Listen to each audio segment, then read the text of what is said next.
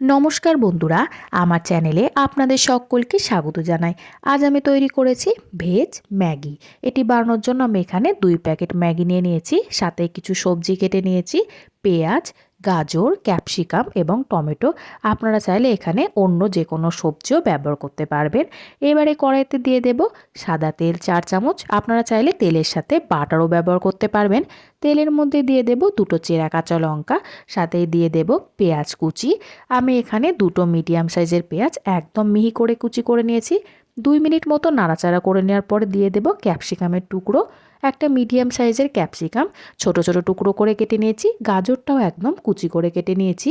এবারে আবারও খুব ভালো করে ভেজে নিতে হবে সমস্ত কিছু।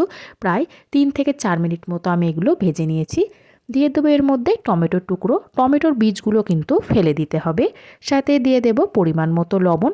লবণটা দেওয়ার কারণে টমেটোটা খুব তাড়াতাড়ি গলেও যাবে। সামান্য পরিমাণে হলুদ গুঁড়ো দিয়ে দেব। আবারও খুব ভালো করে ভেজে নিতে হবে।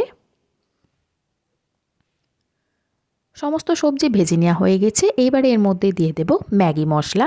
এই ম্যাগি মশলাটা ম্যাগির প্যাকেটের মধ্যেই ছিল, আপনারা চাইলে আলাদাও ব্যবহার করতে পারবেন। মশলাটা দিয়ে নিয়ে আরও একবার নাড়াচাড়া করে নেওয়ার পরে এর মধ্যে দিয়ে দেব জল। যেহেতু 2 প্যাকেট ম্যাগি নিয়েছিলাম, তার জন্য আমি এখানে 2 কাপ জলের ব্যবহার করেছি। যদি আপনারা স্যুপ ম্যাগি তৈরি করতে চান, সেই ক্ষেত্রে জলের পরিমাণটা আরেকটু বাড়িয়ে দেবেন। জলের মধ্যে দিয়ে দেব ম্যাগিগুলো আমি গোটায় দিয়ে দিয়েছি, আপনারা চাইলে ভেঙে নিয়েও ব্যবহার করতে পারবেন। একবার ভালো করে মিশিয়ে নেওয়ার পরে এর মধ্যে দিয়ে দেব চিজের টুকরো।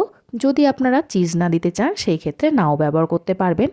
ভালো করে নাড়াচাড়া করে মিশিয়ে নেওয়ার পরে মিডিয়াম টু হাই ফ্লেমে ফুটিয়ে নেব 3 থেকে 4 মিনিট মতো। দেখুন অনেকটাই সেদ্ধ হয়ে এসেছে, হালকা একটু জল আছে, আরও 2 মিনিট মতো সেদ্ধ করে নেব।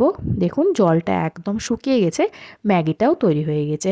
আপনারাও চাইলে খুব সহজে এইভাবেই ভেজ ম্যাগি তৈরি করে ফেলতে পারবেন।